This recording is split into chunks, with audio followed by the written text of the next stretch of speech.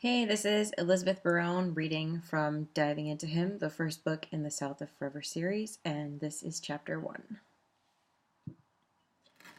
Jet Costa let her eyes open slowly. Gray light stung her retinas. Squinting against the haze, she glanced at the alarm clock on her nightstand and yawned as she read the time. It was only 7 in the morning. She should still be sleeping. Groaning, she turned onto her stomach and let herself sink back into the velvety darkness behind her eyes as she tried to remember what she had been dreaming before she woke up. Maybe she had been having a sexy dream. She snorted. Dreams were the closest she had come to having sex in the last 3 months. Part of her had hoped that, even though she and Cody had separate bedrooms, the condo they shared would become some kind of sex haven when they moved in together. Gripping her pillow, she sighed. She was pathetic. She needed to remember that they were better off keeping things platonic. They had way too much work to do to waste time on each other. The band would never take off if they continued going back and forth. Still, sometimes she wished that he would come into her bedroom and crawl into bed with her. Not so long ago, he had pressed his lips to hers in a dark tour bus, back when things were less complicated, before she ruined her entire life. She had no job. If listening to wannabe musicians carve out her eardrums all day counted as a job, she was in big trouble. She was probably wasting her time, and Cody's, not to mention his money. They'd been holding auditions for their new band for weeks. Maybe it was time to call it off. She could probably find a job as a music teacher somewhere, or, at the very least, a cashier at a record store.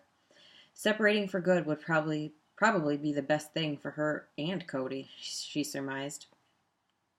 She rolled onto her side and grabbed her phone from the nightstand. There was one missed call.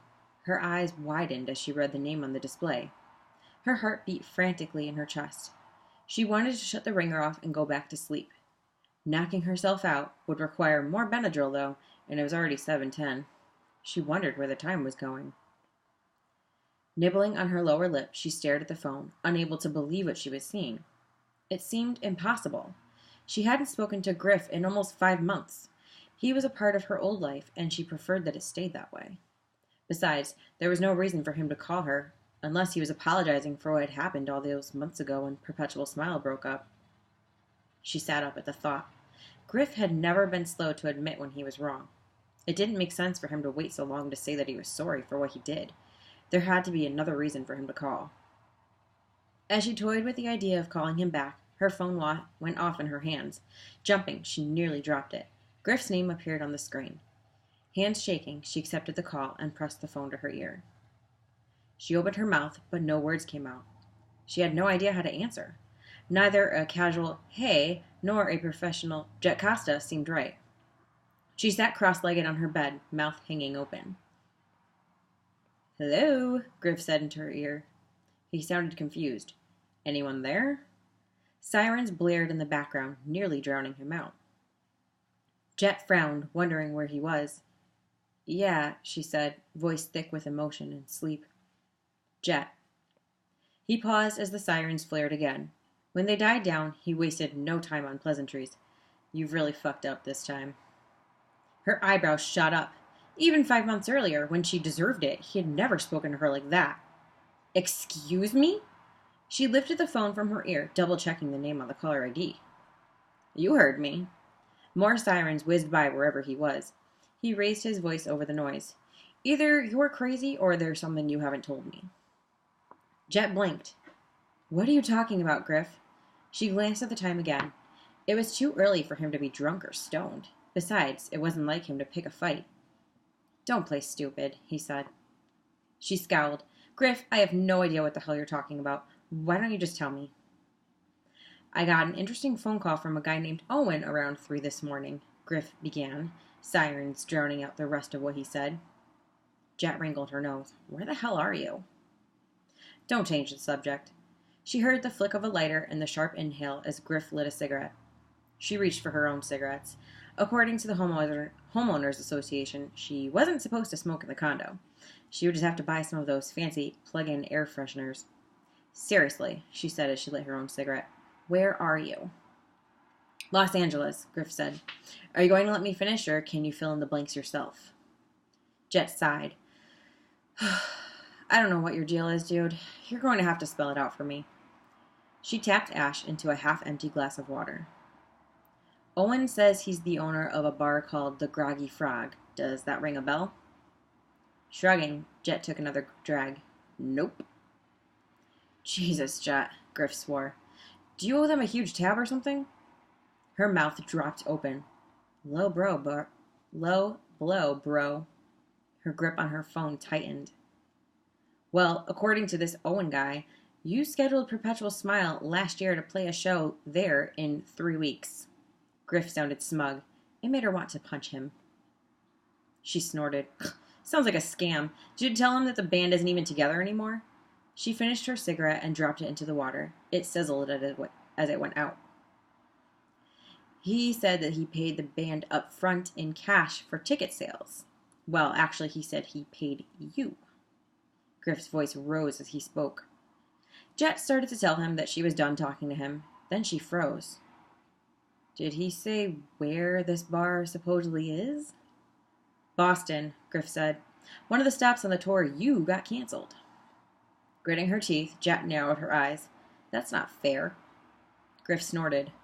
What isn't fair, he said, is that I haven't seen you in almost 6 months and I still keep having to clean up your messes. You don't get to talk to me like that, she said. She lit another cigarette. Sliding out of bed, she paced the room. Her mind raced. What else did this guy say? When I told him the Perpetual Smile broke up, he said he didn't care. He said that he paid for a show, so he expects a show. Jet, what the hell were you thinking? She sighed. I was thinking that I was almost out of money. I told him that we could sell out the place, and he agreed to send me the money as soon as it did. She turned and began another circuit around her bedroom. It was supposed to be a special show. I told him we would play our new album straight through. She chewed on the inside of her cheek. At first, Griff said nothing. Several heartbeats passed. Jet paced faster. She cringed, waiting for him to start yelling at her. Finally, he sighed. The show is supposed to be in 3 weeks. I tried telling him it's not going to happen, but he was pretty insistent. You might want to call him. Without another word, he hung up. Jet stopped pacing and stared at her phone. The time read 8:15. Sucking in a deep breath, she tossed it onto her bed. Then she burst out of her bedroom and into the hall. Bare feet pounding on the carpeted floor, she crossed the small landing to Cody's bedroom. Cody, she called as she marched into the bedroom. She passed a row of guitars and an unmade bed. The door to his bathroom was closed. She could hear the shower running. She called his name again. Without waiting for an answer, she yanked open the bathroom door and stepped inside. She flung the shower curtain open. We have a problem. Cody turned, fingers massaging shampoo into his hair. Frozen in place, he gaped at her. Soap ran down his chiseled torso and thighs in rivulets. For a moment, he just stared at her. Don't you knock? I did, she said. Her eyes followed the soap streaming down his body. It had been months since she'd even seen him naked. She gazed at his anatomy. Her eyes remained riveted to the hardening ridge between his legs. Warmth pooled in her belly. Her fingers twitched. Swallowing hard, she resisted the urge to reach out and touch him. I'm naked, he said. She jerked her gaze back to his face. Forcing herself to focus, she waved a hand. So what?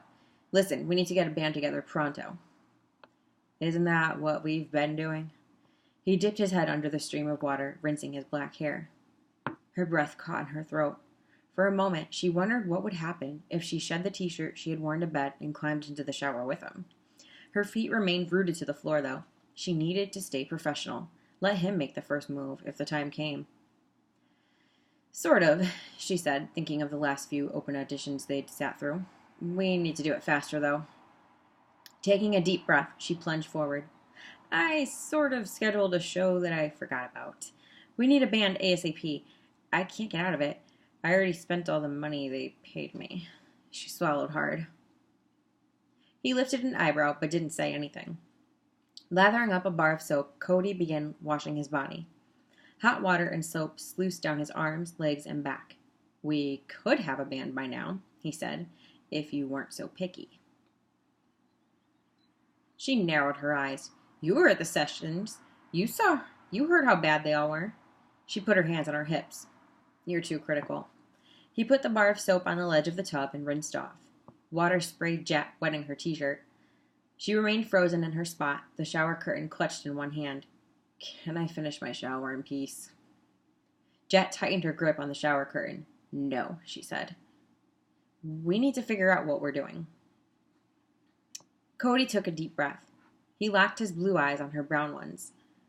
Jet's thighs clenched. She swallowed hard and forced herself to meet his gaze. Do you know what you should be doing right now?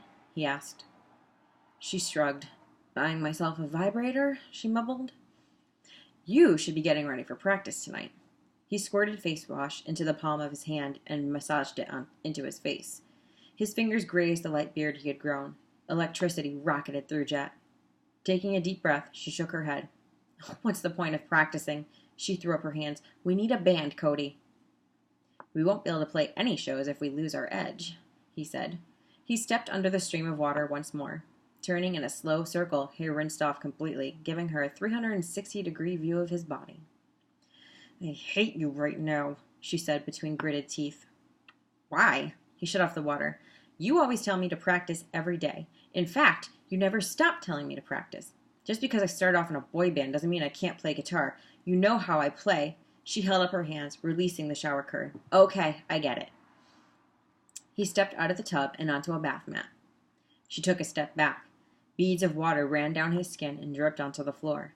If you're going to stay in here, hand me that towel. Rolling her eyes, she grabbed the towel on the counter. Avoiding looking at him, she passed it over. She wished that she could go back in time, to before she answered Griff's phone call. Then again, she had wanted to quit before she even got out of bed. She needed to remember that starting a band wasn't easy. When she and Philip Hilton started Perpetual Smile 10 years ago, she mused, it had taken a full year to find the right musicians. The thought of his name sent a searing pain through her. She bit down on her lip to hold back the tears. Even a year after losing him, it still hurt to know that he was gone forever. Are you all right? Cody asked. He stood with a towel wrapped around his waist. His eyes searched hers. Jet nodded. I'm fine. She crossed her arms. I'm just thinking. She turned from the small bathroom. She should probably let him have some privacy while he got dressed. Do you know what you're going to do? He asked. She glanced over her shoulder at him. Of course, she said. Panic ate at her insides. Stepping out of the bathroom, she padded into his bedroom. Her stomach clenched. Wrapping her arms around herself, she headed toward the hall. She had no idea what she was going to do.